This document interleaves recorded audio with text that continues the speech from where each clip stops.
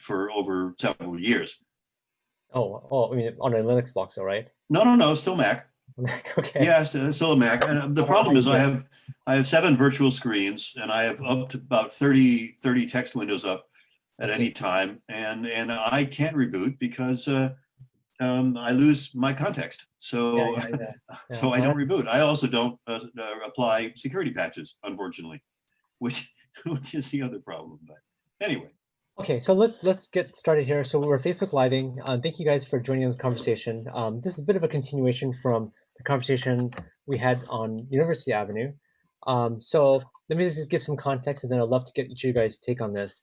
Um, so first of all, I know there hasn't been a lot of progress since the last time we talked about this on University Avenue, and the main reason why is because we're going through a budget crisis right now, and we've been just um, we had 20 plus hours of this just trying to figure out how to handle this budget crisis. So anyways, so the idea behind this is that as we know with the COVID-19, even as we start to reopen, there's going to be restrictions on how many people you could have in, like, for instance, restaurants, right?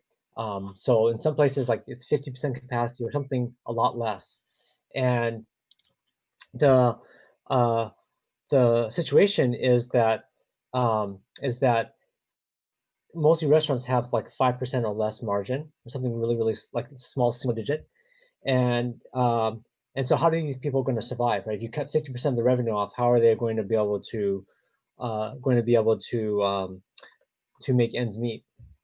So what a lot of cities have been doing is allowing restaurants to kind of spill into the street, kind of like what Castro Street does. Or I mean, I know a lot of other. I talked to councilmen for other cities. I know that a lot of them are talking about doing this as well, and that this way gives them more space, and it also uh, like, for instance, California Avenue actually is closed every Sunday already, or Sunday for a certain point in time, and so it's it's uh it's kind of a bit of an extension to that. So we talked about University Avenue. We could also talk a little bit about California Avenue. So just give everyone some context on this, and then just want to kind of go around and give everyone a chance to kind of speak their thoughts on this topic. So Andrew, you're the first to join. So let's start with you. Then we'll go through in order of people how they joined. So Andrew, why don't you go first? okay. I've come somewhat unprepared for this, but that's okay. I I don't particularly see there's any difference. Yeah, I mean, except for the logistics of moving cars and parking spaces and things like that with California Avenue as opposed to University Avenue. Sure. It's the same issue. A lot of businesses, a lot of restaurants, like you said, 50%. I think it's probably closer to a third. They're going to have to be able to fill there because these places are fairly small, a lot of them, and Yeah. there's no way they can get the distancing without really cutting a lot of tables, and there's no room for them to get the space. So yeah, I think California Avenue probably, a lot of people mentioned that on the next door thread as well. They thought California Avenue should be thought about, and sure, I mean the next we might want to talk about Midtown. There's Yeah. there's we have 3 basic shopping districts in Palo Alto, and those are the Sure. three: California, Midtown, and University.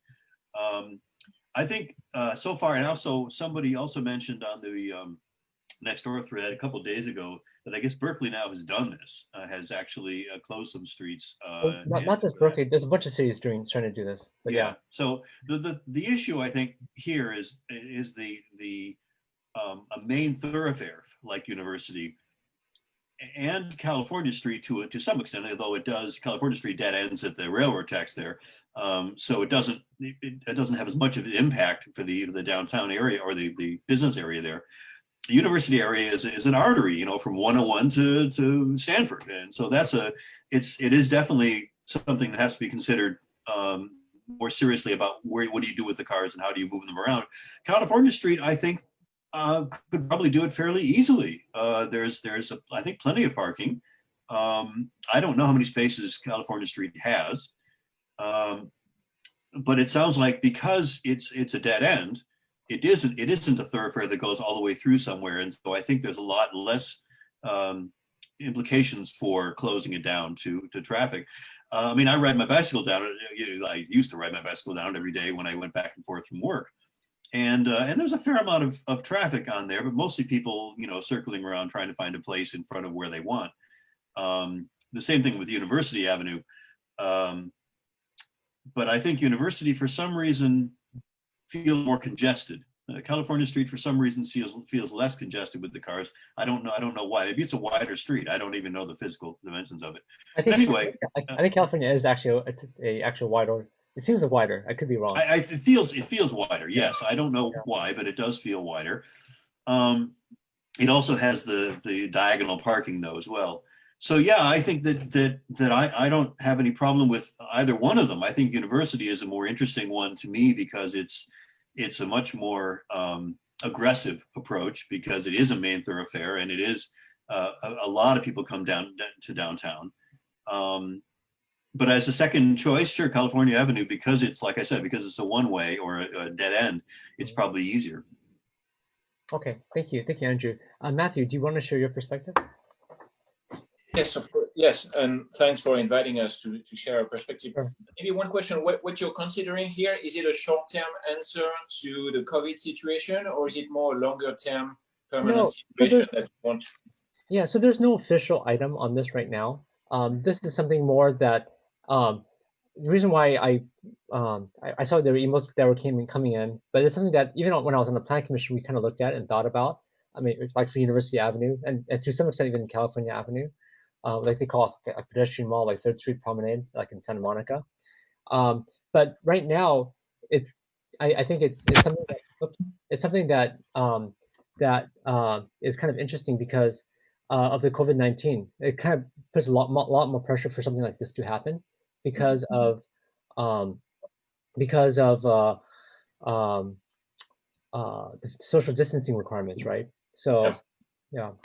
But we could see that there's no official item on this yet, but you see a lot of other cities trying to do it just because of the COVID-19. Yeah, my opinion is that we should try to start it, and if it becomes something that works well, and I think it will, permanently would be great for me. To answer Matthew, I think I'd like to see it permanent, but I've been asking for this for a long time to be permanent. So, but I think at a first step, absolutely, as a trial basis, we need to do it. So that's my feeling about that. Okay, so let me try to concisely share my perspective. So I've moved to Palo Alto about 2 years ago, and I grew up in a suburb in France where about 30 years ago the mayor turned the main street pedestrian. And at the time, my parents, still tell me that everybody complained. Nobody, wanted to do it. The shops, they thought that the cars parking in front of them would not, drive by, and that the walking traffic would decrease. And then people were also concerned about the traffic that would have to be diverted. And 30 years ago, this pedestrian street is just an amazing place of life in this town, a bit similar to, I think, California Avenue during markets on Sundays.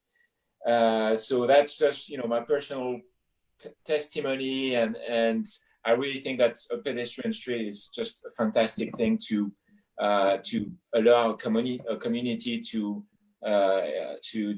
just to wander around or interact more than if the community just drives through a street. Then from a practical standpoint, the way I'm thinking about this, and especially in a constrained budget environment or context, could we start with a trial on just a few blocks of University and see for maybe a month how people react to that, whether it be the shop owners or shop managers or the people who use University. I would be happy to do a street survey and survey 100, whatever the number might be, pedestrian a month into the experience and see how people react to that.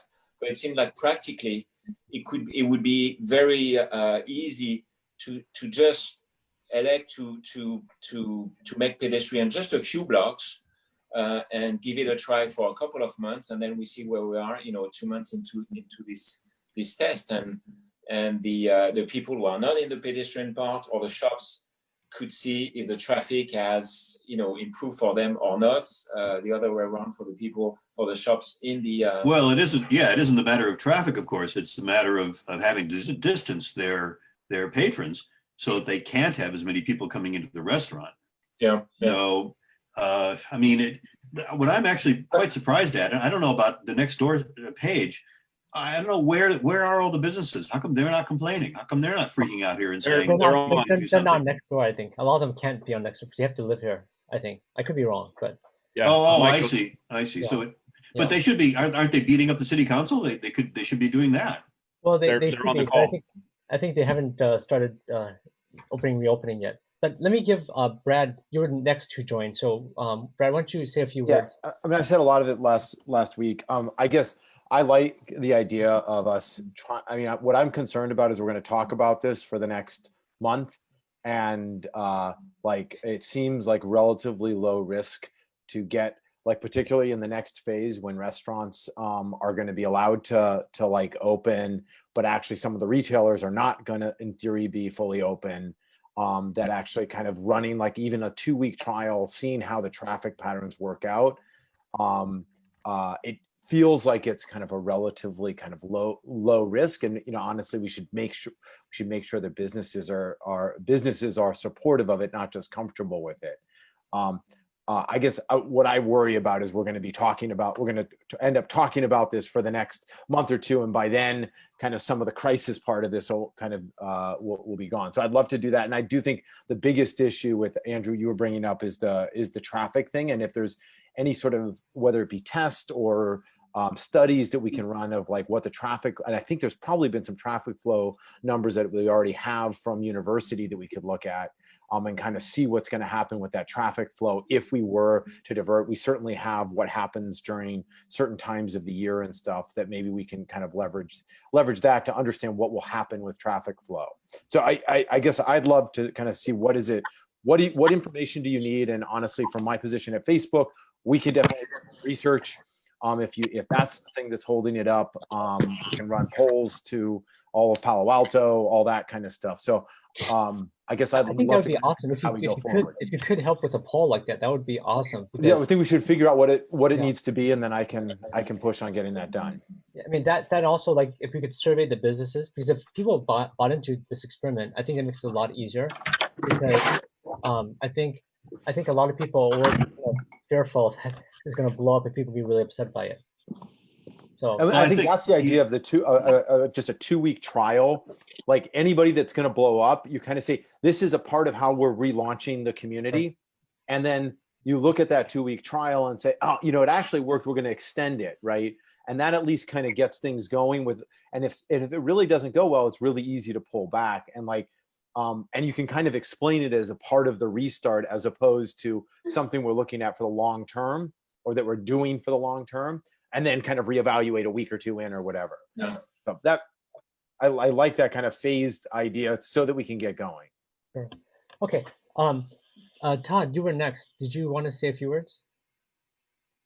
Oh, I think Todd's frozen. Okay. How about Mako? Mako, are you on? Can you hear us? If you're on mute. Hi guys. Hi, Mako. Can you hear us? Hi, I'm the owner of Terun and Italico. How are you? Good. Andrew and Todd told me about are you talking with Michael, right? Sorry, I cannot do my. You're a little bit hard to hear. No, okay. Yeah, you're breaking up a little bit. Can you hear me now better? Oh, that's much better. Okay, yeah. Oh, yeah. Sorry, guys. No, so I'm supportive of this idea. Looks like all around the world they're doing this. Like even Oscar Farinetti, the owner of Italy, Italy, New York, and Los Angeles, Italy. What he's suggesting to the government is to close the square, making those roads open to restaurants. That's unfortunately now the only way to make people feel safe and having more seats. But mostly, we want to hire more people, get back to, as much as possible, more servers and people in the kitchen. That's the goal. So let's do it. We can make it. So you said which restaurant do you own again? I'm on the Terun and the Italico on Okay, California Avenue. I've been to both of them. Okay. Okay, so you, Yeah, as a wonderful. business owner, would be supportive I of this love to idea. run. Yeah, we had like almost 100 employees, and now we're just 15 people working to take out only. I can see Todd is in front of Italico. Where are you? Well, I think, Uh, I think if you could reach out to your fellow restaurant owners, if they're also open to this, that's also helpful, right? But it's Yeah. great to have an owner actually say that they're really interested in this, because that helps it, that makes this helps to move it along, right? If there's not too much opposition. Great. Thank you. Absolutely. If you want to add something, guys, I have nothing. Tell us what to do, and we'll do our best to get back to busy street. Looks like I've been just chatting with every customer. Everybody seems so far. I had no one telling me it's a bad idea. Everybody loves the idea of walking on California Avenue or University Avenue. I was thinking about those parallel streets like Birch or Park for Anatolian cuisine or a Cafe Pro Bono. Maybe we can think about the parking like Mellow Park situation. So leaving the street still open for people, but having those parking taken and giving tables. On top of it, the ideal, if you go, let's say, Piazza del Campo, Siena, you know, the main square in Italy and Siena. So those restaurants are just a kitchen inside. Most of the restaurants are outside, and they built some cool veranda or like a patio covered in case it's raining or strong wind, something like that. But it has to be something organized very well. That has to look good, and I'm sure we can beat even cities like Sant'Anna Row. It will be cool. Palo Alto. We can compete with Sant'Anna Row. That's my dream. Having I think a cool we place. we have really good weather here, so it never gets too hard to cold, so it Yeah. makes it easier to do outdoor. But that's great. Yeah. Thank you for joining. I really appreciate it. Yeah. I wish more restaurant owners would join this call. Todd, you were Thank you. next up. Did you want to say anything? Can you hear us? Yeah. Can you guys hear me okay? Yeah. We see you see our moving background here. Yeah. I'm showing you one of the trees that we planted several years ago to replace the ones that were mistakenly destroyed. Yeah. Got my mask just in case I come upon anybody. There's some parking. So I actually live, my home address is California Avenue. I've been out here for part of the call. So far, there's one car that's gone by. It's bikes. I'm standing in the middle of the street. Pretty dead. Don't call the off-duty police, please. Or non-emergency. But yeah, I mean, I don't know that it could have been said any better than what Maiko said. I think anybody that lives in the neighborhood is certainly. I'm walking on the neighborhood. There's car number 2, by the way, so not bad. But I think I think virtually all the business owners would certainly take advantage of this if they could. I'm standing in front of Protege now. People that live here would have to change their traffic patterns, but I don't think that's, we already had to change traffic patterns when we redid the street, and I don't know that anybody complained about it. At least I didn't hear any complaints about it. There was a lot of pushback before we did that project. Now the street looks fantastic. Did a really great job. Businesses like Maiko's are absolutely thriving, or at least were before COVID hit.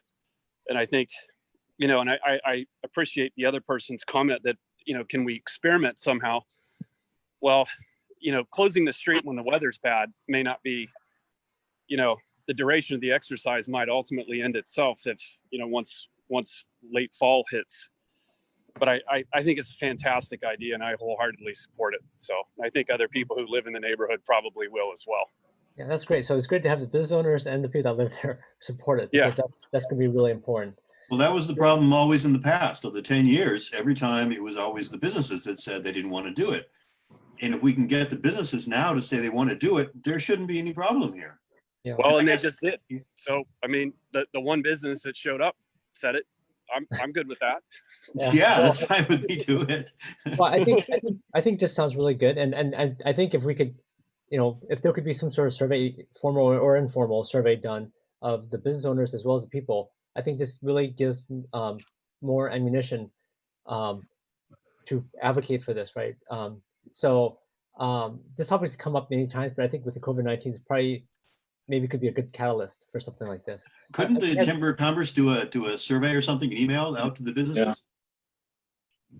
What'd you say, Andrew? Couldn't the Chamber of Commerce do a survey out to the businesses? Yeah, they To could. an email. Yeah, no, We could absolutely. put up a Survey Monkey and get something, Right? get something up and running in no time, right? Yeah, no, I think that's a For the good idea. businesses. I mean, we could, Actually, we I could do it don't on know if anyone- Facebook for the community, but I think for the businesses, I think the Chamber of Commerce is the way to go. yeah, so if someone's willing to put up a Survey Monkey form, we could ask the Chamber of Commerce if they'd be willing to email the businesses to see if they're open to this, right? And we may be surprised right now that they may be very, very interested in this, right? So, Well, that's but what yeah. I'm actually most confused about is why why this isn't happening from the city now. I mean, this is Greg, you're doing this, which is great, Right but now, I could say right now, this week or last week, it was like we're all focused on the budget, right? So it's like that just took all the oxygen out of the air, right? And so there's nothing else, like nothing else really is happening because this is like the big. well, but that's unfortunate. There's no room at all and no air for talking about how to keep your businesses alive and keeping downtown alive. Because Well, if you don't have your downtowns, you don't have a city. So but keep in mind that not every business owner knows how to navigate a bureaucracy. So not every bit. I texted Maiko to say, look, I know Maiko. I love his businesses. I love the way they run their business. If I had other business owners who I could say, get on the call and make your opinion known, they would. I don't think they know how.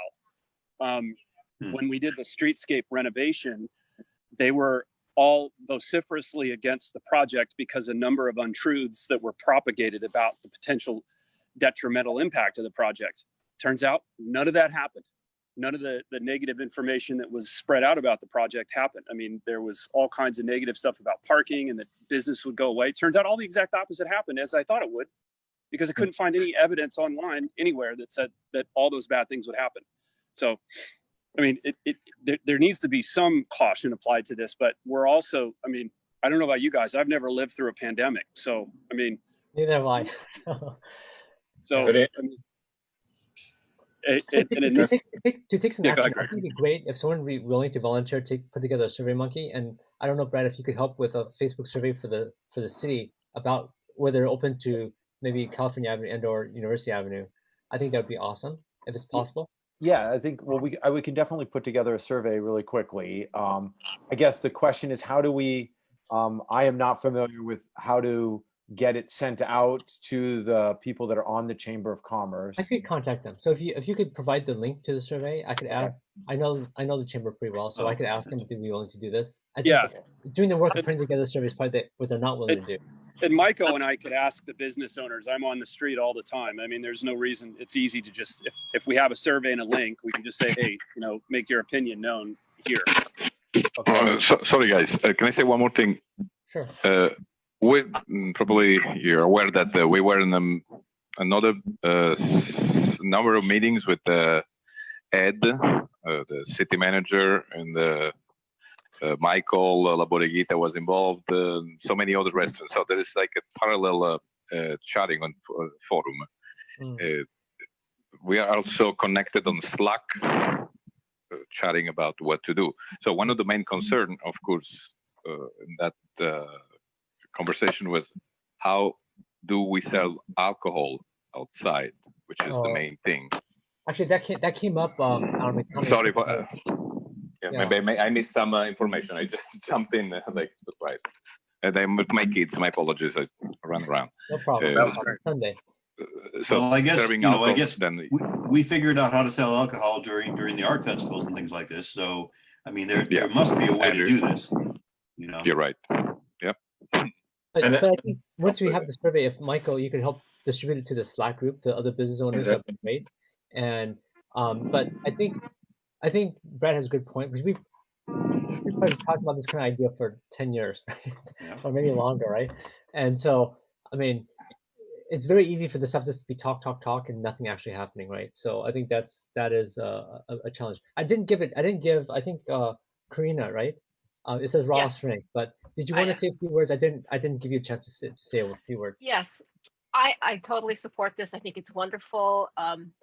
There was an article in the Palo Alto Online where there's a number of questions and comments, and I'm wondering, will it be necessary to address the concerns about traffic and parking gridlock?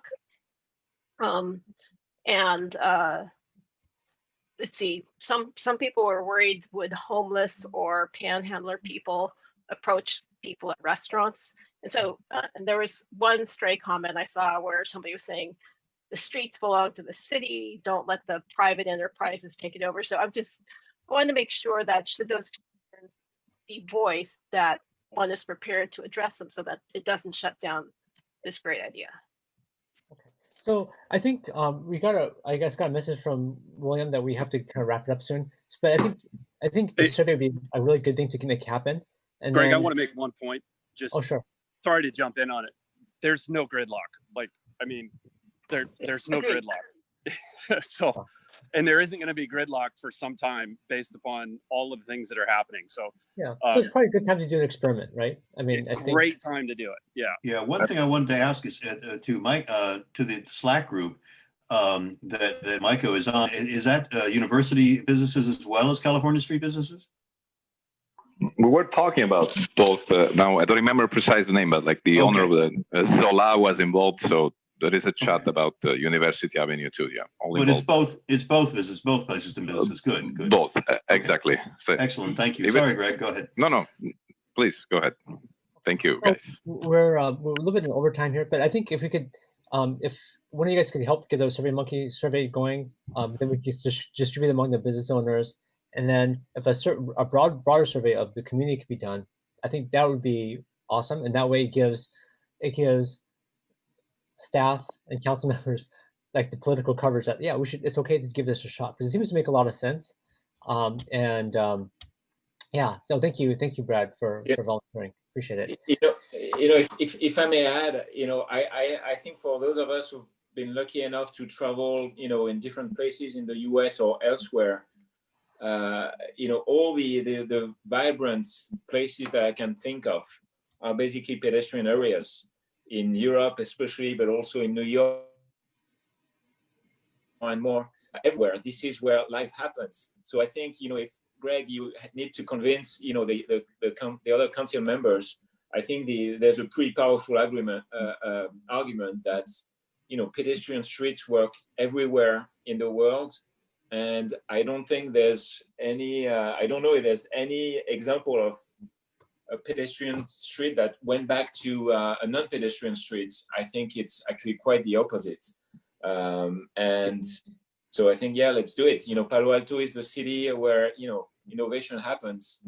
In this case, we're lagging behind. Well, thank you guys for making time on your Sunday to call in on this. Let's try to make something happen. So thank you everyone for calling. I'm going to jump to my next call. So thank you. Thanks for doing this, Greg. Really Thanks. appreciate it. Thanks, Greg. Thank you, everyone.